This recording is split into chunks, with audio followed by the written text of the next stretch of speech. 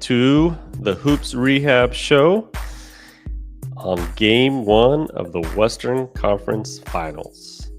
All right, Eric, how you doing? Good, man. It's kind of weird. Like these games now are gonna, at least on the West Coast, they're gonna start ending pretty early, and so I'd been used to being up so late watching these games. But yeah, pretty good. Obviously, we got Game 1 in the books of the Western Conference Finals, and I know we'll deep dive into it. But how are things going with you? Yeah, man. Nothing like the Final Four and playoff basketball every day. You got one game a day, so it's going to be pretty fun for the next 2 weeks until finals. But as always, everybody, I am the Game Injury Doc. I can be followed at all social media handles there. And then on my right is Eric B. Mack. Please follow him on Twitter and Instagram, as well as the Hoops Rehab Show on YouTube and Instagram. And don't forget, we will be uploading this as a pod after the show. So please download on Apple or Spotify or wherever you get your podcasts. And if you can do us a favor, please rate and comment as best you can on the podcast and share it. We'd greatly appreciate it. But let's get it cracking on Game 1. What did you see tonight, Eric? Man, just before we get into it, the playoffs are just so fascinating as you move on and you get to rounds 2, 3, and hopefully 4 in the finals. It's so interesting how you play such different opponents.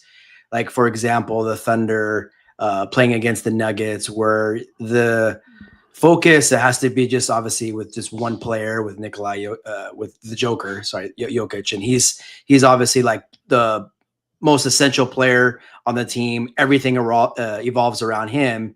And then you play a Minnesota team where, of course, they still have a great superstar in Anthony Edwards, but it's just different.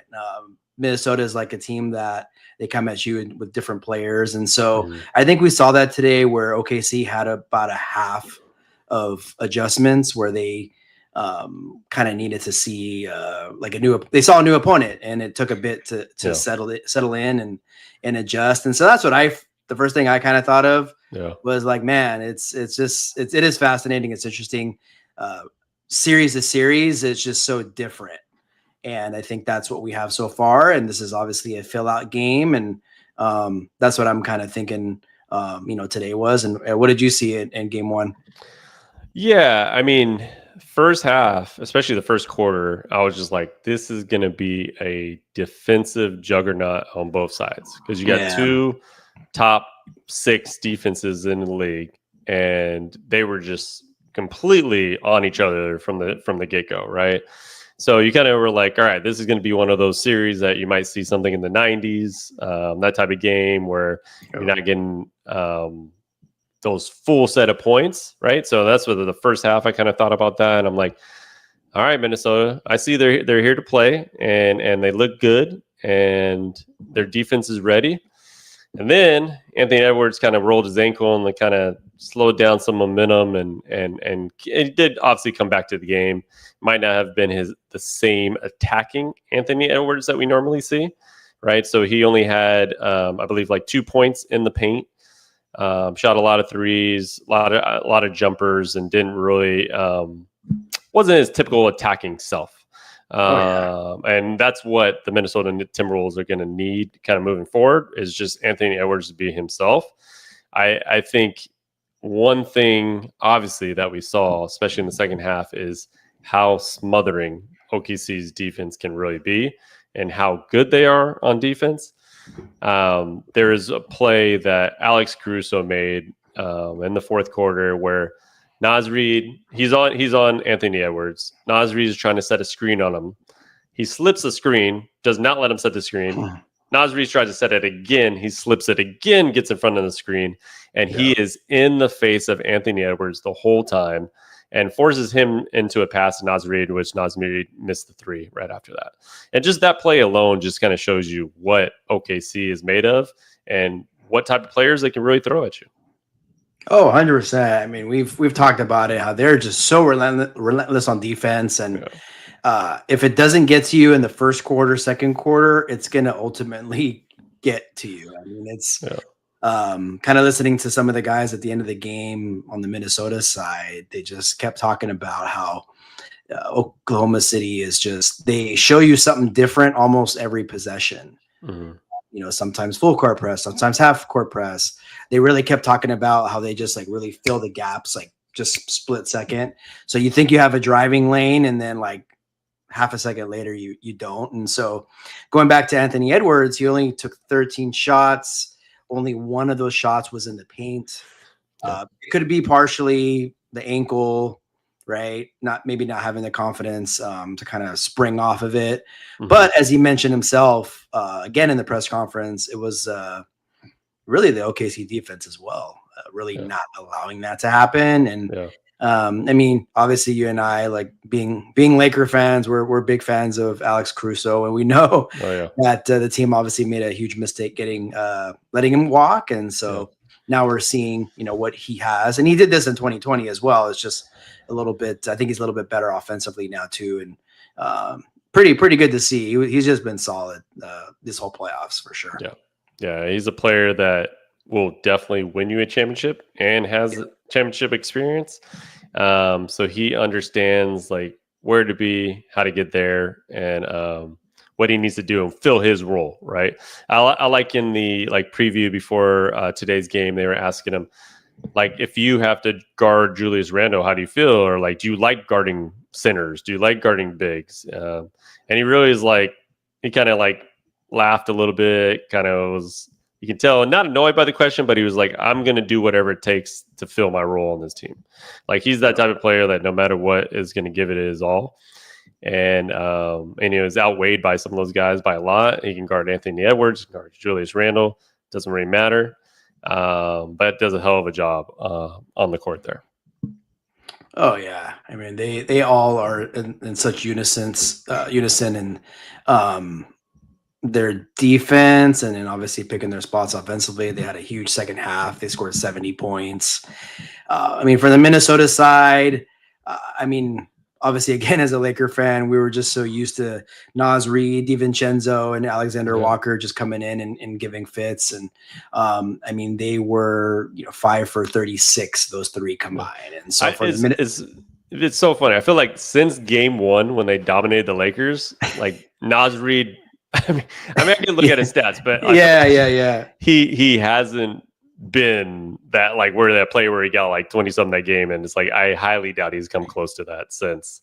He had that game, and you're like, damn, like, and he's had 12, or he had a 19-point game against Golden State, but he really hasn't been that like that effect that he had on the Lakers in that game one, right? So yeah, I get your point with that. Yeah, like it's funny. Yeah, you do sometimes like you get caught up with like a one or two like really like, and he's had solid games. Don't get me wrong, one or two real good games in the playoffs, and you kind of sit to yourself and like, damn, like how is he like how did somebody slip up on that? How is he not getting like paid big money? And so, but then you see some of his other games, and he still does pretty well defensively. Don't get me wrong, but that game one against the Lakers, like he hasn't been able to relive that. And not that they necessarily need that, but they do need a little bit more from those three guys, where offense is going to be tough to come by in the series, especially for Minnesota. They're going to really need him.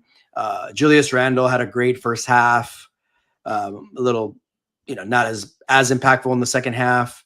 He kind of talked about how it seemed like they were OKC was running him off the 3-point line in the second half. He was obviously hot, and so that changed that around. And so, man, they're going to need obviously Anthony Edwards to be almost 100% healthy. They're going to need him to have some monster games. And so, I mean, I know I picked Minnesota, but obviously right now after game one, it's looking like Thunder might take this one, but obviously game two might be a different story. Yeah, for sure.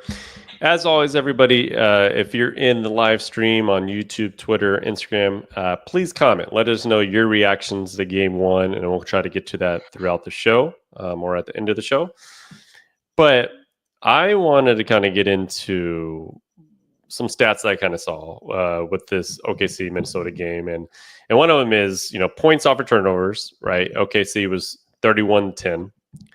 Wow. Points in the paint, OKC 54, Minnesota 20, and then for threes, Minnesota Timberwolves took 51 threes. They made 15, but they still shot 51 threes, right?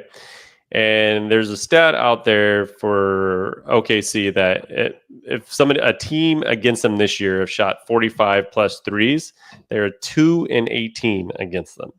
So do you think is OKC packing the paint or in a specific way on their defense to allow players to just shoot the three, and they are willing to allow that because they don't think teams are going to beat them by the three?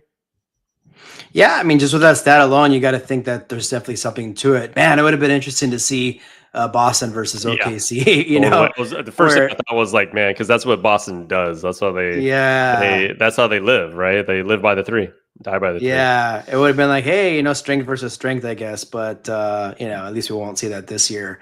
But I think they make it very difficult to teams don't get easy buckets, and so the next best thing is to shoot threes. Even though like Randall, look, he's had a great playoffs and he had a really solid game today, and I think because he stretches out the floor is making him that much more impactful. But I liked it when he was like playing bully ball, a lot of these playoffs, getting in there, scrappy, bouncing off people, get into the foul line. I think that's where he's been at his best. I was going to say the free throws. He got to the foul line 6 times, so not bad, but minus 17 on the game. But that's when I think they're at their best. So Minnesota, regardless of what OKC is giving them, Minnesota has proven that they're not a real effective 3-point shooting team. I think we even saw that against the Lakers in some spots of the Warriors. Minnesota is going to have to try to figure out a way to get some easy baskets and get some points inside. And that's what it's going to come down to this series. If they can't do that, then this one might be over in 5. Ooh, okay. Yeah, I mean, I there's another stat kind of talking about how OKC, and this is kind of like I wouldn't say it was a misleading stat, but it was basically OKC has surrendered like open threes throughout the season. They're like 28th in 3 points allowed this year. So now I'm like, was that their defensive strategy all year? Because they are obviously number one defensive for a reason, right? So it seems like they allow people to shoot the three, but they're not going to allow you to kind of get into the paint and kind of and when they need to pick their spots to kind of be aggressive and attack you, they will, right? And so they play that attacking style defense, which will surrender open three, right? Because if I'm double teaming somebody or I'm attacking somebody from the press, there's going to usually be, if you swing the ball fast enough, somebody's going to be open for the three. So that seems like their strategy, and it seems to be working, obviously, because they're the number one defense in the league. Yeah, it's kind of suckering teams in. And then they have, in my opinion, I think the Lakers to kind of went a little bit with that strategy down the stretch. But I feel that OKC has the athleticism to get to that 3-point shooter at the same time, so they can give it and fill that gap a lot quicker than say the Lakers. And I don't think it's always like open threes. I think it's like they give the 3 up to the most like maybe prone player to actually miss it. And and they do, they definitely suffocate you. Like the Minnesota, right? So they made 15 3-pointers. That's actually, the totality of it is pretty good. That's a good number, but they shot 51, obviously. And that means if they made 29 shots, that means they only made 14. So they made more 3-pointers than 2-pointers. And I get it. Like today's NBA, like maybe we see more of that than most years or than like most eras. But I'm pretty sure you're still going to need a lot more 2s than 3s, because that just means you're getting easy baskets. Yeah. I don't think you're winning many games if you're making more 3s than 2s, right? Yeah, and I get 3 is more than 2, but unless you're like making 30 threes. Yeah, exactly. Yeah, so that's got to be a point of emphasis. We got to get easy baskets because what a basket does is it lets Minnesota get set, and they're really good defensively too. I think the game got away from them a little bit, and so down the stretch, I think it was a lot of garbage points. So I think it would have been a lower scoring effort from OKC. But it obviously was a bad second half for Minnesota. That's for sure. Yeah, for sure. And obviously they need to get some more points in the paint, and I don't think Rudy Gobert has really been heard from since Game 5 of the Lakers when JJ Redick decided to be as stubborn as possible and just play all the smalls and never play a big, and he gave up 27 and 24 to Rudy Gobert. But I think they need to get something out of him, especially if he's going to be on the floor, especially against a team that has some bigs and some size, and he needs to kind of at least be a presence down low. Can't just be having 2 points in the game. I mean, no, he's not a scorer. We know that. But you can't go out there and have 2 points, 3 rebounds, and 1 block. That in a Western Conference. Just say like this is. You don't have to have a 20-20 game, but you can't be out there having 2, 3, and 1. Yeah, and it happens sometimes. It's playoffs, like playoffs. Yeah, I know. It's you can't have 2, 3, and 1. That's what just like. I mean, to this day, I'll always never forget that Game 5 where I know Lakers were small, but I was just kind of looking at some film. They just weren't boxing out too, but that's another story. So these teams are going to box out, and so. Yeah, he's not known to be an offensive player, but you got to get me more than 2, 3, and 1, especially when you got Jaden McDaniels. Actually, him getting into foul trouble in the third was huge. Yeah, that did not help. And if he's out, right, and and is a little hurt or whatever it is, he's not on his game. I mean. If Rudy Gobert is going to be a Hall of Famer, like he's gonna have to step it up, and I mean, I don't know. I mean, I guess he's won 4 defensive player of the years, right? I mean, I guess I could put him up there, but yeah, I know. I just oh my! I know people are not going to see my reaction on the pod, but Hall of Famer. Yeah, that was that's the talk. I'm not saying I agree with that, but he's there. That's just. I mean, you have to win the championship in order for Rudy Gobert to be in the Hall of Fame. Yeah, I get a defensive player, all that stuff, but he wasn't Dwight Howard offensively, right? And Dwight Howard was obviously a great defensive player, but he had some skill offensively, and he would get you 20 and 10, right? So unless he's winning some, even Mutombo, got some buckets, Yeah, unless Rudy's winning some championships in the next couple of years, I think that's a little hard one to kind of get in there. Yeah, Mutombo, Hall of Famer, right? Mutombo, he better be if he's not, because ain't no way Rudy Gobert is making it over somebody like Mutombo.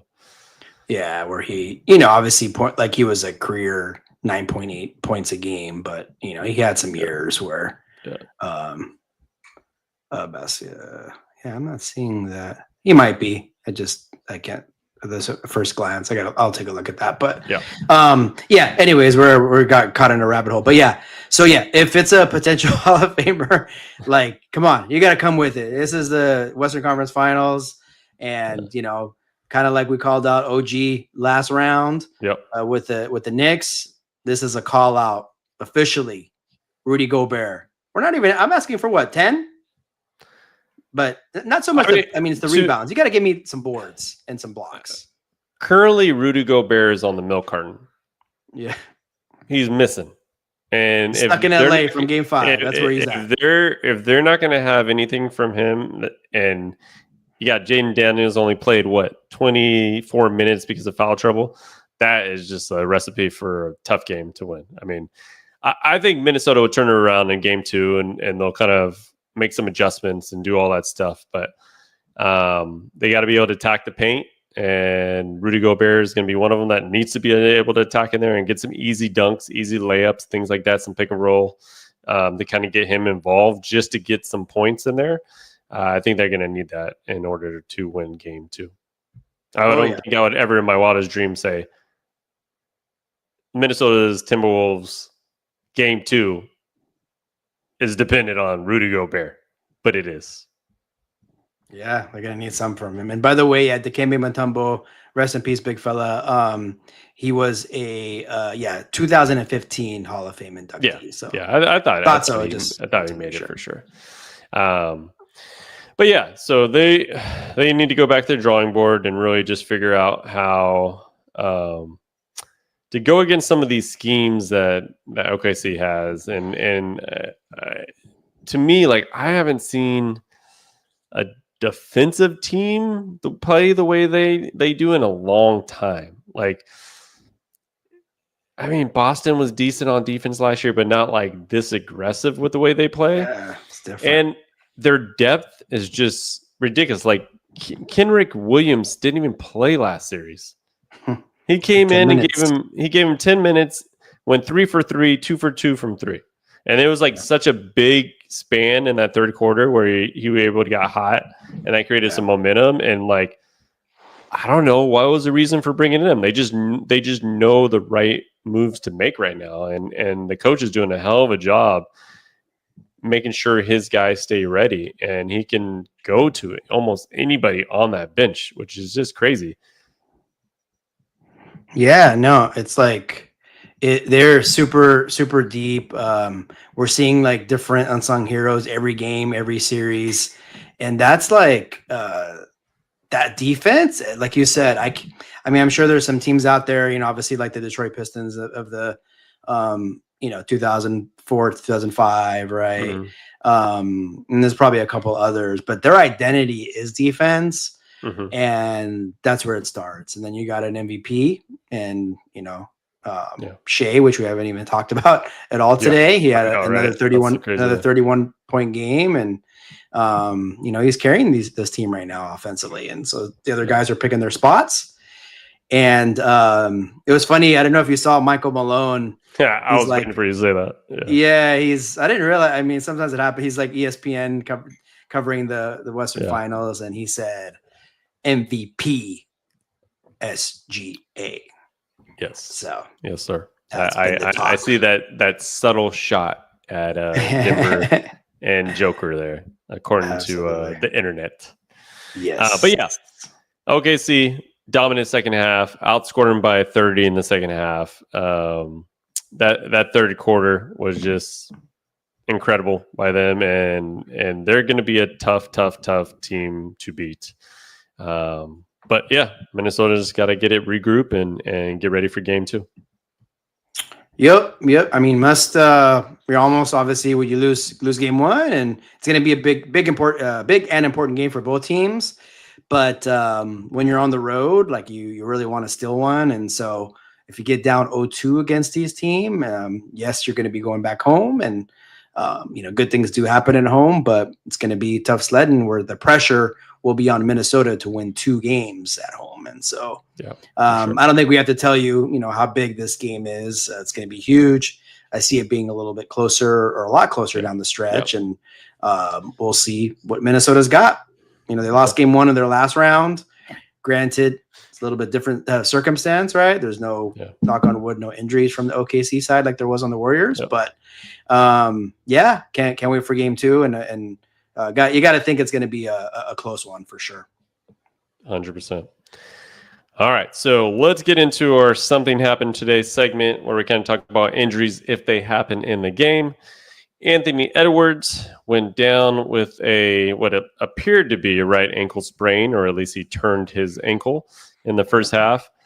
He went back to the locker room, does whatever he does in the locker room to get back, because this is the second time in the playoffs that he's looked like he had a pretty bad ankle sprain, came back in, and was just back to at least being his normal self. I thought he didn't look like his normal explosive self. Obviously, when he came back, he wasn't really getting to the paint and trying to be explosive get to the rim. So I thought it was a little bit of a factor. I remember last game when he thought he had a pretty bad sprain. He said he went in the back, and his physical therapist just did whatever he needed to do, mobilize his ankle, and he felt like it was brand new. So whatever his PT is doing in the locker room, Shouts out to him. I don't know his name, but it seems like he is doing his job. So he was back on the floor. All I wanted to really talk about is that this is probably the third or fourth time in the past like month or two that it seems like this has happened where he's turned his ankle. He's had to go to the locker room, kind of come back. I remember in the Brooklyn game in the regular season, he's turned his ankle with one of the coaches on the sideline. Then it happened in the playoff series so far, and then this is the third time, right? So, like I've always said, when you have an ankle sprain, and even if it's not completely severe, think about those ligaments get stretched out just a tad, and then it makes it more unstable. And so this can happen from here or like here on out, right? He can have these parts in the game where his ankle just kind of twists, or he lands somewhere awkward and it just doesn't he doesn't have the strength or stability as much to control that, and it causes it to sprain. Luckily, so far, it hasn't been to the point where he can't play. But I think this might be a factor kind of moving forward in the series. If he keeps having these, now this one's on his right side, the last one was on his left side. So you got both sides that are kind of unstable. And, he's a high flyer. So he's coming down on people's feet sometimes. And these are things that we're going to have to watch out for kind of moving on. Yeah, and I mean, if you want to add remember LeBron rolled up on his ankle foot as well. And a little bit different of, I guess, like the way he got injured. But, I mean, right? That was the other time. So that would be 4 times where he's had some sort of, what looks like a pretty bad ankle sprain. And that LeBron one actually was more of that high ankle kind of mechanism, and so that one looked the worst out of all of them, but somehow he was able to kind of just shake it off and keep moving. But I believe that was his right side. I think so. I can look back on the video. But I mean, that makes sense for it to be, he's kind of had both sides now, and they're both kind of unstable a little bit. So it's something that he's probably going to have to work on throughout the rest of his playoffs. I wouldn't be surprised if he's got some sort of ankle wrap on both or a brace moving forward in these playoffs. I can't tell right now if he came back with that on there, but I think that would be something you'd probably consider. Definitely. I mean, with Anthony Edwards, we know he's an assassin. We know he can hit those dagger outside shots, but he is at his best when he's driving the ball, when he is doing a little bit of both, right? And Oklahoma City would love for him to just roam around the outside. They'll take that any game, any day. And if it's the ankle, I mean, now it's 4 times within a month or so. That's a very short time span. It's got to be a little bit of a concern. I think last time we talked about, it's amazing to be 23 because that's probably part of it. But again, he's human at the end of the day, and he's got to be thinking about it a little bit. And so just that thought, or just that kind of lack of stability with those ankles, it could be the difference in his performance. And obviously we know that Minnesota needs a A+ performance 4 times from Anthony to, be successful. So we'll be monitoring that game too, I'm sure of it. And seeing kind of how, what his lift is like. And remember, it's every other day, so not much rest. And so that's going to be a big factor. Yeah, that's what I was going to say. That's the other thing. He's not going to be able to get much rest or try to get as much treatment in between. But that's something to look out throughout the series, see if it affects him. You'll kind of know early on in game 2 if he's not his normal self or he's not attacking like he needs to be, because that's where he succeeds, is when he attacks. Then that opens up his jumper and he's able to hit threes and all that stuff, because people won't play him so up close because they're afraid for him he's going to kind of blow by. I think with OKC, it's like he blows by, somebody else is stepping up, right? So they have that kind of smothering defense, which will be a little different for him this playoff series. So that's something to look out, though. Yeah, no, for sure. We hope that if one thing we can get is a healthy series from both sides, just may the best team win. I think that's something we could all hope for, because we have seen how injuries have played a really, really big role in these series so far. just a moment ago with OKC, with obviously with Aaron Gordon against Denver. So yeah, man, I hope he's like was just a little sore and things, just because it obviously just had happened today. But hopefully that day off, gives him enough rest. Yep. All right, so let's get into a quick preview of the Pacers and Knicks, which is tomorrow. I wanted to kind of just get into maybe some matchups here, and in particular, Jalen Brunson and Tyrese Halliburton. How do you see that kind of matchup going in Game 1? Well, I think they're going to ultimately be battling at WrestleMania next year, because that's I don't know if you saw, but they've had some. They're both WWE fans, so they had like a little kind of bout or grudge at an event last year. But yeah, I think at the end of the day, like it could be just as simple as like whoever out of those two performs better, we'll get Game 1. I think both teams, especially like in Indiana, they're going to really try to establish their pace. We know they like to just fly up and down. Knicks can probably do that a bit, but I would imagine, they kind of want more of like a grinded out, half court, obviously get some easy buckets too. ISO with Jalen Brunson. And so it will be interesting to see like which team kind of sets the tone in the series with their style of play, because that will mean a lot going forward. And so, and it starts at the head of the snake with Halliburton and obviously Jalen Brunson. Yeah. What do you think is more effective with their styles? Because they're two different styles of play, right? Jalen Brunson is more of a scorer, like first mentality, right? Versus Tyrese Halliburton's more playmaking, up the pace, run and gun, trying to get people open and get his assists. Do you favor one versus the other more? In this I think series? I think in like similar to the New York series, like sure, like the first two New York's Knicks series, sure, like definitely when we're comparing the two, we're not going to really look at like the final, like as far as who scores more, because I would imagine that'll be Brunson.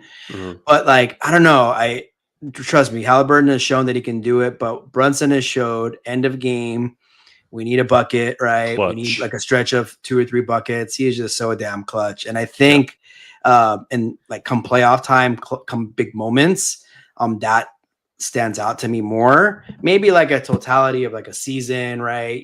That playmaking kind of chips away at you. But yeah, I'd have to favor Brunson with just his heroics towards the end of games and his just clutch gene that he's got, right? In terms of like that matchup. Yeah, I totally think that Brunson, he's going to win you at least 2 games on his own, right? Where he'll have one of those like spectacular games and close it out in the fourth. I think that's the difference maker. Like if I had to weigh the two players, like Brunson's obviously probably the better player. I don't think there's any doubt in that. I just think that that's going to outweigh overall in the series, and he'll at least get you a solid 2. And then likely 3 of those games will just be, every game they probably win will be Brunson will be the part of the big reason, right? So I think that's definitely an advantage Knicks. Now I will say if Tyrese gets his team involved and he has, he's got 11 plus assists, 19 to 20 points, and all those starters are like hitting threes, that's how they're going to win games in this series, where he's just making that playmaking type of game. But I look for like player like Miles Turner, right? Miles Turner to have a big part of this series. Like he's going to be going against Cat a lot. He's going to have, some big, Mitchell Robinson's going to be there. So he's going to have some bigger guys going against him. But I think if they can get a good amount out of him, what you're going to get with Siakam, right? You're going to get that consistency. I always feel like he's just so consistent. You're going to get at least 20. But Miles Turner can be up and down, and I think you just need to have a lot more up in this series with Miles Turner than and kind of down games. Because if he has a down game, I just don't know if they're going to have enough firepower to get through the Knicks. Yeah, you're going to need your Siakams, obviously, which we expect, and your Turners of the world. I mean, Indiana they're like not similar to OKC in terms of like the strategy and defense, but similar where they have a lot of guys that can beat you. They're pretty deep. Where the Knicks and Minnesota may have a kind of a shorter rotation, especially the Knicks. And so I think if Indiana is going to prevail, they're going to have to wear on the Knicks in terms of like that depth as the series goes on. There's going to have to be different guys like that beat them, maybe different games. But I feel like once you get to this point to win 4 games in a conference finals, you do need kind of your stars and your top players like your Turners. Halliburton, I think, even though he's a playmaker, I think he's going to have to score a little bit. And then Siakam, as we mentioned. And so I think it's going to come down to, those top guys at the end of the day. And so, as we were saying, I think it's going to be a long one. I think it's going to be important for the Knicks to kind of set that tone and win game 1 because Indiana has set the tone in their first 2 series and won game 1. And I think that's really propelled them the rest of the series. Yeah. And so I think if there's like a more important game to get from the 2 teams, I think New York, just coming off that high from beating Boston, that series is over, right? It's done. On to Indiana. I think they got to get game 1 just to kind of establish the, their style of play. Yeah, and I got to pick OKC Knicks, right, as the finals matchup. But I do think if Indiana, I mean, game 1s are so important to me. I mean, like they just kind of create the narrative of the series. And I think if Indiana goes and steals game 1 in New York and you get those guys sweating and you get the New York crowd and the fans kind of nervous, I think that's how Indiana can obviously win this series, right? But yeah, let's see what the Knicks coming off the high, if they hopefully haven't gotten too, I wouldn't say cocky or arrogant, but hopefully they still have that want and that like grind mentality that they got to get past these folks in order to get to their ultimate goal. And that'll be kind of big for them in game 1. Yeah, like if you think about it, like Knicks beat Boston in the second round. Indiana beat Cleveland, were pretty big underdogs. Yeah. So now they're kind of facing teams that they probably both feel that they can beat that other team. True. Not to say they didn't think they could beat the Boston and Cleveland, but I don't know, it's not probably as much of a daunting task. So to your point, we'll be interested to see which team comes out and takes it, and it's which team doesn't kind of look past the team ahead of them. And so that's going to be big too. Yeah. Do you think this will be just a pretty high scoring series, or I know their defenses have been playing much better as of late compared to the regular season. But is this something that's like in the 110s, like, that type of pace? And if it is that just more of the Pacers' favor, right? Like if they're like both scoring a lot, is that more in the Pacers' favor? Yeah, I could see it being, high scoring, especially in Indiana. Yeah. I see some games being high scoring there. Knicks, if we see them win, I think they're going to be like games in like the low hundreds, maybe high 90s. Okay. If it gets to that 110 and up, it could favor Indiana because it's just because if Indiana is scoring that means it's their style of play is working right, and they're you can tell that style of play probably is their fingerprints are probably all over the game with that. And so that'll be something to look at in game 1, is can Knicks slow it down just enough to make it a high 90s, low hundreds type of game. Yeah, for sure. All right, looking forward to the game though tomorrow. Love this playoff atmosphere in New York, and want to kind of see what the New York fans are going to be like there, hosting the Eastern Conference Finals game. Not for 25 years now, so they have been waiting, and so has Indiana. So this is going to be a lot of fun. Flashback to 2000 coming up. Yeah, it's kind of Reggie crazy. Miller's going to be doing the call. I'm assuming obviously Spike Lee is going to be in the crowd. We'll probably do, you'll see them kind of chopping it up a little bit, I would imagine. Sure. So, it's going to be the theatrics of the game other than the game itself is kind of what I'm going to be watching out for. All the old head Knicks there in the crowd. Maybe we'll get some Pacers there. Maybe we'll get like the Davis brothers and Rick Smith or something. Yeah, Jalen Rose or something like that. But that's like always fun when you can get that as part of the experience of the game. Yeah, it's a good rivalry to have, right? So kind of looking forward to seeing what that looks like in NYC. Yep. Before we wrap it up, Eric, you got anything else there? The only thing is, it's pretty crazy that this is the first Western Conference Finals since 1996 that does not feature a team from Texas or California. I was about to say that. That's what I was like saving that for the last. Crazy. Bit. So then now obviously, there's 7 out of the 15 teams are on those 2 states. Yeah. And you got to think of it, Lakers, San Antonio, and Golden State. Those 3 kind of dominated the last 25 years. Obviously Dallas a little bit. So it's not a surprise, but it's just a weird, funky stat. Yeah. It's a weird stat when you include the 2 states, but there are a lot of teams in those 2 states. Yeah. But 2 of them are Clippers and Sacramento, so it's like, so we don't have to go out and bash the Clippers on the way out right now. We know those 2 teams weren't part of this, So if you think about it, it eliminates it. Yes, I do understand. What about the Mike Bibby Sacramento Kings? And the you're Kings? right. That's part of the last 30 years, no doubt. And Clippers did make the Western Conference Finals once, so that does count for one of the years. So there you go. Just no finals experience whatsoever. No. But anywho, that's about it. That wraps up the show for tonight, and we will be on tomorrow after game 1 with the Knicks and Pacers.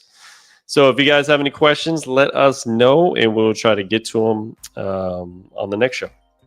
But until then, the Hoops Rehab team is out. Peace out, everyone. Peace out, guys. Have a good one.